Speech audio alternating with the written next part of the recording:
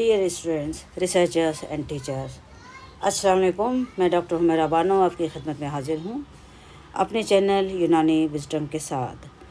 Friends, कुछ दिनों के गैप के बाद ये वीडियो बना रहे हैं। कुछ वजूहात की बिना पर, मसरूफियात की बिना पर नहीं बना पाए। हमने पिछली बार जो लेक्चर पढ़े क़ुव्वत के बारे में, ख़ास तौर से जो उसके मुख्तलिफ़ अक़साम थी उसके बारे में, लास्ट लेक्चर में हमने एक सवाल रखा था आप लोग के दरमियान कि ओबेसिटी जो है, क्या ये क़ुव्वत नामिया का फ़ंक्शन है या नहीं। तो चलिए इसका जवाब देख लेते हैं कि क़ुव्वत नामिया वो कौन सी क़ुव्वत है, और ये जिसमें इंसानी में जो कोई डिज़ीज़, ख़ास तौर से ओबेसिटी, समन मुफरत या कहीं पे कोई स्वेलिंग वगैरह हो जाती है, तो क्या वो काम भी क़ुव्वत नामिया के ज़रिए होता है। ठीक है, ये भी देख लेते हैं। तो यहाँ पे ये बात है कि obesity and swelling are not come with the action of क़ुव्वत नामिया। ये क़ुव्वत नामिया के एक्शन के ज़रिए वक़ू पज़ीर नहीं होता, क्योंकि क़ुव्वत नामिया जो होती है, it grown up the body in 3 dimension, while obesity and swelling gets growth only in width or the thickness। हम जानते हैं कि ओबेसिटी जो होती है ये एक ऐसी ग्रोथ है जो 3 डायमेंशन में नहीं होती, इसीलिए ये ओबेसिटी कहलाती है। अगर ये 3 डायमेंशन में होती तो इसको हम ओबेसिटी नहीं कहते। तो ये जो डेफिनेशन है कि 3 डायमेंशन में ग्रोन अप होना चाहिए, इसका इतलाक़ ओबेसिटी पे नहीं होता, इसलिए ये क़ुव्वत नामिया का फ़ंक्शन नहीं है। समझिए, ये क़ुव्वत नामिया का फ़ंक्शन नहीं है। और दूसरी बात ये भी देख लेते हैं कि in obesity only those organs become thick which are blood और सीरम डेरिवेटिव्स रादर आदाय असलिया सच एज बोन। यानी कि जो हमारे आज़ाए असलिया होते हैं, ठीक है, ये जो इनका डेरिवेटिव्स होते हैं वो सिर्फ ब्लड या सीरम नहीं होते। यही वजह है कि हम देखते हैं कि बोन में ओबेसिटी नहीं डेवलप होती। यहाँ पे कॉन्सेप्ट ये है, this power is prepare nutrition to replace the used ones. क़ुव्वत नामिया का काम जो है ये नमो करती है, न कि ओबेसिटी करती है। इसकी दूसरी वजह यह है कि ये पावर जो है ये सिर्फ न्यूट्रिशन को प्रिपेयर करती है या प्रोड्यूस करती है, उन न्यूट्रिशन की जगह को रिप्लेस करने के लिए जो बॉडी में इस्तेमाल हो जाते हैं। ठीक है, जो पर्पस है उसके लिए जो न्यूट्रिशन इस्तेमाल हो जाते हैं उनके रिप्लेसमेंट के तौर पे क़ुव्वत नामिया जो प्रिपेयर करती है उसका ये काम है। अब ये देखते हैं कि अकॉर्डिंग टू इब्न सीना और इब्न नफीस, वैसे तो सभी अतिब्बा का ये कॉन्सेप्ट है, लेकिन ये 2 नाम हमने इसलिए यहाँ पे रखा ताकि ये अंदाज़ा रहे कि ये 2 बड़े स्कॉलर, 2 बड़े फिजिशियन, इनका जो है इत्तेफाक है इस पे, या ये क्या बात कह रहे हैं इसके मुकाबले में। तो growth is not only based on the production of essence, ठीक है, production of essence in the body, but in the ratio of the production dissolution in the main factor. ठीक है, इज़ द मेन फैक्टर। यानी कि जो growth होती है जिसमें इंसानी की, इसके लिए है कि ये सारे डायमेंशन में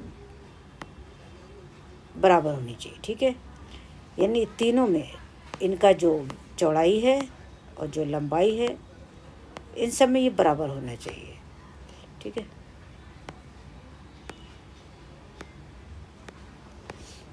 ये ग्रोथ जो है 3 डायमेंशन में होती है। तो ठीक ये इसी तरह 3 डायमेंशन में ही होना चाहिए। तो मसला ये है कि ये ग्रोथ कैसे होती है, क्यों होती है, ये क्यों 3 डायमेंशन में होती है, उसकी कुछ वजूहात बताई गई हैं कि नमो का फ़ेल जो है किस तरह अंजाम पाता है। ठीक है, अब ये है यहाँ पे बताया कि growth is not only based on the production of essence. मान लीजिए खाली एसेंस प्रोड्यूस होता रहे बॉडी में जमा होता रहे, तो ये ग्रोथ तो नहीं कहलाएगा ना। ग्रोथ होने के लिए कुछ और भी फैक्टर्स ज़रूरी हैं, कंपल्सरी हैं। तो दो बुनियादी फैक्टर्स हैं, इसको हमें गौर करना चाहिए। नंबर 1 प्रोडक्शन है और नंबर 2 डिसोल्यूशन है। यानी प्रोड्यूस होता रहे, खर्च होता रहे, प्रोड्यूस होता रहे, खर्च होता रहे। इनके बीच का अगर बैलेंस मेंटेन है तो नमो बराबर होती है। तो द पैटर्न ऑफ एक्टिंग कुव्वत नामिया इन डिफरेंट एजेस, इनका क्या पैटर्न होता है? क्या ये हर एज में एक जैसा काम करती है? नहीं, इनका जो काम करने का अमल है उम्र के लिहाज से मुख्तलिफ है। तो क्या है ये पहला देखते हैं। पहला जो इसका अमल है वो ये देख लेते हैं क्या है। इसमें यह है कि जो एडोलेसेंट होते हैं हम, ठीक है, सिन शबाब जिसको बोला जाता है, एडोलेसेंट एज या सिन शबाब, इसमें जो होता है कि नमू जो ग्रोथ होती है ना, इसका अमल और जो उसमें डिसोल्यूशन होता रहता है, ये डिसोल्यूशन का जो अमल है, ठीक है, नमू का अमल, ये डिसोल्यूशन का। तो ये जो ग्रोथ होती रहती है ना और इसमें जो ये डिसोल्यूशन होता रहता है, इन दोनों के बीच में जो है तनासुब बराबर रहता है। यानी जितना जो है नमू अपना काम करती है, न्यूट्रिशन प्रिपेयर करती है, उसी लिहाज से बॉडी उसको यूटिलाइज करती रहती है। तो इनका जब प्रोपोर्शन मेंटेन रहता है तो जो काम अमल पजीर होता है, अंजाम पाता है, उसे सिने शबाब कहते हैं या एडोलेसेंट एज। कि सिने शैखूखत में जो होता है, जब हमारी नमू रुक जाती है, उस वक्त की बात कर रहे हैं कि नमू क्यों रुक जाती है। एक वक्त आता है जब नमू जारी रहती है, एक वक्त आता है कि नमू कम हो जाती है। तो ये नमू के पर्सपेक्टिव में है ये बात, ठीक है, बॉडी को न्यूट्रिशन सप्लाई करने के पर्सपेक्टिव में नहीं है। तो कुव्वत गाजिया या नामिया जो है, कुव्वत गाजिया या नामिया, कुव्वत गाजिया और नामिया कम प्रोड्यूस करती है, एसेंस कम बनाती है इन the comparison of the dissolution. ऐसा नहीं कि डिसोल्यूशन जो है ज़्यादा हो रहा है, डिसोल्यूशन ज़्यादा नहीं हो रहा है, वो भी नॉर्मल लिमिट पे है, ये भी नॉर्मल है। लेकिन by the factor of the age, उस एज में कुव्वत नामिया एसेंस कम बनाने लगती है या उसको ऐसी ऑर्डर होता है कम बनाने का, तो इसलिए इस एज में नमू जो होती है वो रुक जाती है। अगर इस एज में उसकी नमू नहीं रुकती है, अपने आप उसको रुकना ही है, लेकिन कुव्वत गाजिया अगर बनाई जा रही है, प्रोडक्शन की जा रही है न्यूट्रिशन की, और डिसोल्यूशन तो उतना ही होना है, डिसोल्यूशन नहीं ज़्यादा हो रहा है, तो फिर बॉडी में जो है ज़रूरी नहीं है कि तीनों डायरेक्शन में इसका ग्रोथ हो। अगर फिर तीनों डायरेक्शन में ग्रोथ नहीं होगा तो फिर वो बीमारी हो जाएगी, फिर वो नमू नहीं कहलाएगी। इसी तरह सिने नमू में, जैसे मान लीजिए चाइल्डहुड में क्या होता है कि कुव्वत गाजिया या नामिया जो होती है ये ज़्यादा बनाती है। कुव्वत नामिया in the comparison of the dissolution essence ज़्यादा बनाती है, न्यूट्रिशन ज़्यादा बनाती है, और इस तरह से ये जो है ग्रोथ का प्रोसेस चलता रहता है। और ये भी 3 अख्तार में, यानी कि डेप्थ में, विड्थ में और इसकी जो है लेंथ में, तूल में चलता रहता है। तो जब ये तीनों डायरेक्शन में ये एसेंस जाके इस्तेमाल होते हैं तो ये नमो कहलाता है या ग्रोथ कहलाती है। कहते हैं कि sometimes nutrition is more than required, कभी कभी ऐसा होता है कि न्यूट्रिशन ज़्यादा प्रिपेयर हो गया जितनी रिक्वायरमेंट थी। At that point the organ can not grow and the body expends into the obesity. मतलब न्यूट्रिशन की अब ज़रूरत नहीं है, नमू वाले न्यूट्रिशन की ज़रूरत नहीं है, तो हमारा जो एसेंस है अगर वो ज़्यादा बन रहा है या न्यूट्रिशन ज़्यादा बन रहा है तो उस वक्त बॉडी फिर जो है एबनॉर्मली एक्सपेंड करती है, not in the normal way, abnormally expand करती है, और फिर जो है ये ओबेसिटी डेवलप होती है, ठीक है। तो growth means the expansion of the body in all direction, अभी बात हो चुकी है, लीनियर डेप्थ एंड विड्थ में।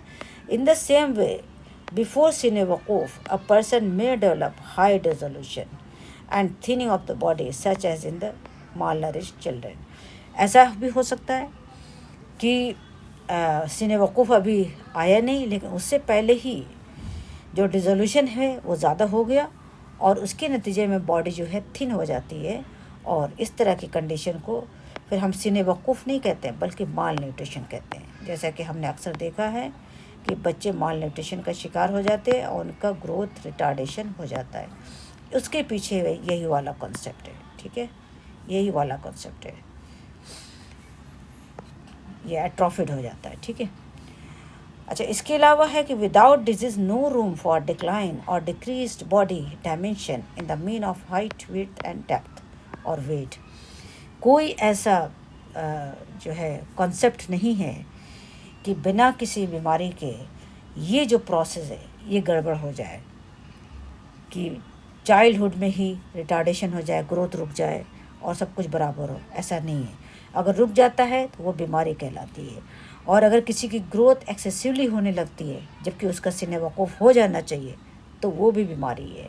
सीने वकूफ़ हो गया और एक्सेसिव न्यूट्रिशन बन रहा है तो फिर वो वाली कंडीशन क्या होती है कि उससे ओबेसिटी डेवलप होती है। ग्रोथ का पीरियड था, एज था, लेकिन एसेंस कम बना और डिज़ोल्यूशन या तो डिज़ोल्यूशन ज़्यादा हो गया तो फिर जो है बॉडी थिन हो जाती है और वो भी एक तरह की बीमारी तस्लीम की जाती है, ठीक है। यहाँ पे एक कॉन्सेप्ट है कुल्लियत नफीसी का, बहुत उम्दा सा, इसको देखते हैं ज़रा, ठीक है। ये हटा लेते हैं फिर देखते हैं। तिब का एक कॉन्सेप्ट है जो बहुत क्लियर है कि when dryness increased in any organ और सेल, मान लीजिए जो नॉर्मल उसका क्वांटिटी होनी चाहिए एक सेल के अंदर या ऑर्गन के अंदर वाटर कंटेंट्स का या मॉइस्चनेस का, जो नॉर्मल उसका लेवल होना चाहिए या परसेंटेज होनी चाहिए, तो it's a function of the नमू। तभी ये नमू का काम जो है बराबर होता है या प्रॉपर चलता रहता है। ग्रोथ तभी तक होती है जब तक कि उसके अंदर वेटनेस या मॉइस्चर या वाटर कंटेंट्स नॉर्मल रहते हैं। गेट स्लगिश और स्टॉप्ड, ये कब होते हैं स्लगिश और स्टॉप, यानी हमारे नमू का जो प्रोसेस है वो स्लगिश और स्टॉप कब होता है, जब इसके अंदर ड्राइनेस आ जाती है, ठीक है। जब ये ड्राइनेस आ जाती है, सेल के अंदर मॉइस्ट कंटेंट कम हो जाते हैं तब। तो ओल्ड एज में जो होता है या मिडिल एज में, तो बॉडी ग्रोथ फैक्टर जो होता है लिमिटेड होता है। उसकी वजह यही है कि उसके अंदर वे वाटर कंटेंट्स धीरे धीरे कम होने लगते हैं, and cell division also stops due to decrease moisture. यानी कि जो हमारे सेल्स के प्रोसेस है, जो उसके अंदर डिवीजन होता है, वो इसी पे बेस करता है कि हमारे अंदर सेल के अंदर या ऑर्गन के अंदर मॉइस्ट कंटेंट नॉर्मल है कि नहीं है। ये तिब का बहुत बेहतरीन कॉन्सेप्ट है, और देखा जाए तो फिर हमारा यहाँ पे ड्राई और वेट का कॉन्सेप्ट क्लियर होता है, और यहाँ से हम तहकीक का उन्वान ड्रॉ कर सकते हैं। तहकीक का उन्वान हम यहाँ से ड्रॉ कर सकते हैं, ठीक है, निकाल सकते हैं कि किस तरह से हमारे जो सेल हैं वो कैसे मॉइस्ट कम होने की वजह से, क्या इनकी ये लाइनिंग डिस्टॉर्टेड होती है, क्या इनकी पोरोसिटी गड़बड़ होती है, क्या इनके अंदर जो ट्रांसफ्यूजन और डिफ्यूजन का प्रोसेस है वो ख़राब हो जाता है। अगर वो ख़राब हो जाता है तो डेफिनेटली ये हमारा वेट और ड्राई का कॉन्सेप्ट जो है ये बिल्कुल क्लियर है और हम इसे प्रूव कर सकते हैं। इसी के साथ मैं अपनी बात ख़त्म करती हूँ। ओके, अल्लाह हाफिज़, और आप तमाम लोगों का शुक्रिया।